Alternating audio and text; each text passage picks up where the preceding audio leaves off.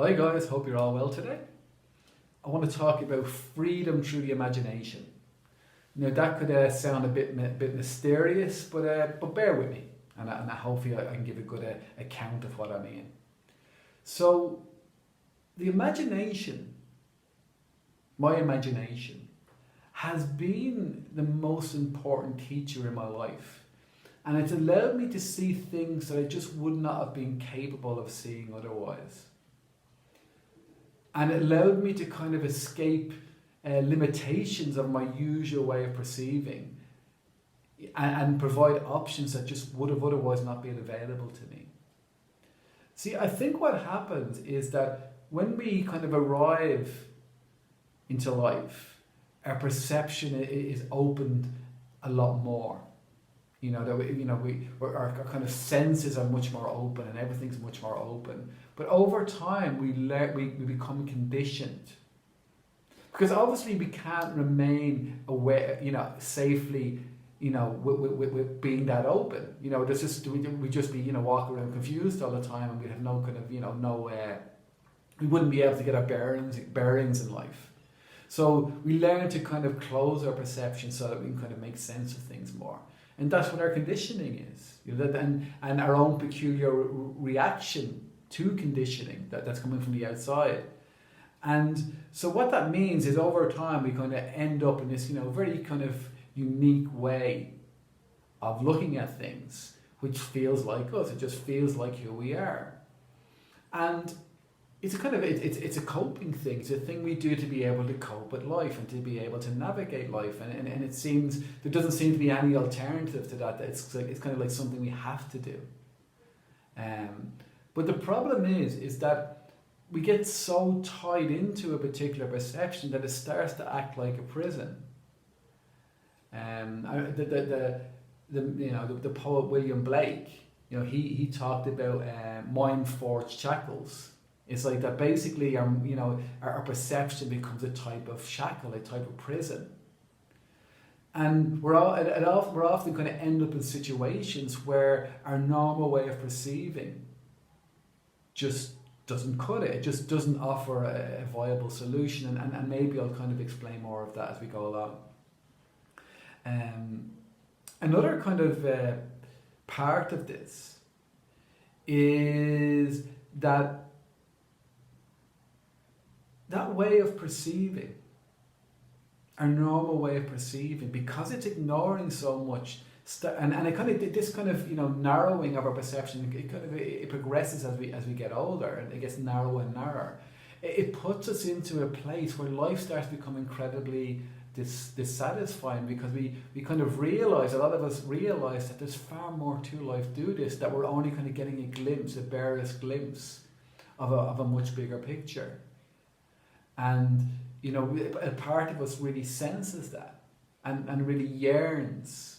One of the things that really attracted me to alcohol, in the beginning, and other drugs, was that they would initially open my perception a bit more. And that was the attraction. Things would suddenly start to feel interesting again. And that was the attraction. But the reason why, as I say, most of us will start to really kind of investigate our perceptions, we reach a point where it becomes obvious that we're kind of stuck because our way of looking at the world, and that the problem is our way of looking at the world, our perception. And if we're lucky, that can force us out of that perception. And the way that worked for me was through the imagination. And I think that all of the stuff that that's kind of excluded from our normal perception, we contacted through the imagination.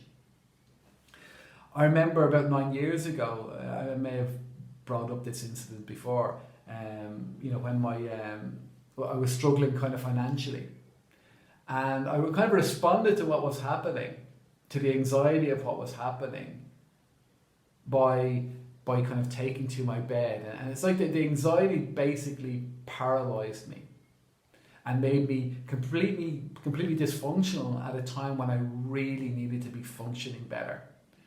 But luckily I remembered to ground myself at some point during that experience. And when I did, an image came up. And the image of a hunter came up. And this image of a hunter allowed me to perceive things in a very, very different way. So this image from my imagination allowed me to perceive things in a very, very different way. And it allowed me to kind of see things from the sense that, what I was facing from a certain perspective was kind of wonderful. In that, a hunter, like that kind of archetype, would love that uncertainty. That the whole kind of thrill of the hunt is the uncertainty. And to be able to embrace that uncertainty and kind of to go at it and kind of to love it, to enjoy it, to get out there and start, doing things, that thrill of the hunt. And by just seeing that image allowed me to kind of open up that perception, that particular perception of a hunter. And, something miraculous happened. I start behaving in a way that I never behaved before. That rather than something that would have previously crippled me, I actually, that same kind of thing started to propel me into what became the solution. And this is something that's happened over and over and over again for me, with like stuff coming from the imagination. Another example I was kind of sharing with somebody today, I once had this kind of, image come up of a Benedictine monk in the 19th century who'd managed to fall out with all of the people in his community.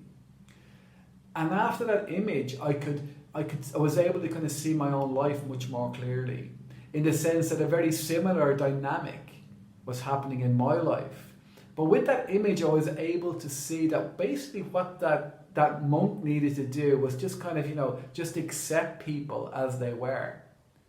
And because I could see that for him, I was also then able to see that for myself. That I'd always been trying to get people to like me because I thought that was what's important. But of course, that wasn't what was important. What was important was that I liked them. But I would not have been able to kind of reach that conclusion without that image. I can't, it just didn't fit in with my normal way of perceiving. And someone could have told me that, and I may have gone, oh, that's a good idea, or that sounds reasonable. But I just wouldn't have gotten it because I needed to be able to perceive things from a very, very different perspective. And that's what the imagination does. Now, there are lots of ways we can begin to start to engage with the imagination. So one I kind of tell people a lot about, because it's kind of really helped me, is hypnagogia. This kind of images that come up when we really, really relax the body. And these images, if we kind of come with them with a sense of respect and a sense of purpose, they can often, deliver, information that would not otherwise be available to us. And I think I'll go much more into this in another video in the future. Another approach is stuff like from the psychologist Carl Jung, like the depth psychologists, who talked about, active imagination. Also, what was been incredibly helpful for me was stuff that came from dreams, like working with information that came from dreams. So sometimes something would happen in a dream that either kept on happening in it, like it was repeated many times in many dreams, or it would kind of really stand out. And just kind of working with those kind of images would open up new insights that, wouldn't usually be available to me, that allowed me to escape my usual perception. So as I say, I really do get the sense that, all of the stuff that we need to know is there outside our usual perception, and we contact it through the imagination. Now, of course, with a lot of this stuff, we kind of have to be careful. So what was really important for me before I could really safely work with a lot of this kind of imaginal stuff, I needed to be able to have a good understanding of emptiness. Not as an intellectual understanding, but to have seen the emptiness of my usual way of perceiving.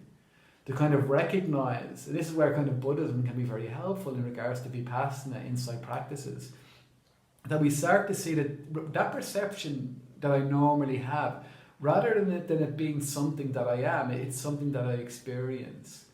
And that perception has arisen through this, as I say, this combination between my experiences, my conditioning, and my responses to those things. And none of that was really stuff I chose. That perception only feels like me because it's familiar. But I could get a bang on the head tomorrow and enter a completely different way of perceiving, and it would still feel like me. And that's something I realized as well. So look, that's just a little bit about the imagination, but it really, and I do really want to go more into this in the future and kind of write some posts on my website about it as well, and because it's such a, it's made all the difference for me. And I for some reason, it took me a long. I felt like I was on my own with this for a long time, with working with the imagination, because I was unaware that there was lots of other people kind of working up. You have teachers like Rob Borbia. He talks a lot about imaginal practices, but I didn't kind of come across him for a long, long time. So it really felt for a long time I was on my own with this. And I wasn't really aware that it is actually, there's a lot of, especially in Tibetan Buddhism, like they can kind of do a lot with the imaginal. But I think in a way, with this, we are always on our own journey with this. But it is kind of helpful to know that we're not completely alone with it. So that's it for today, guys. As always, please give a like and a comment, and if you're really feeling generous, maybe an else subscription. And thanks for those people who've subscribed recently. I really appreciate it. Okay, bye bye.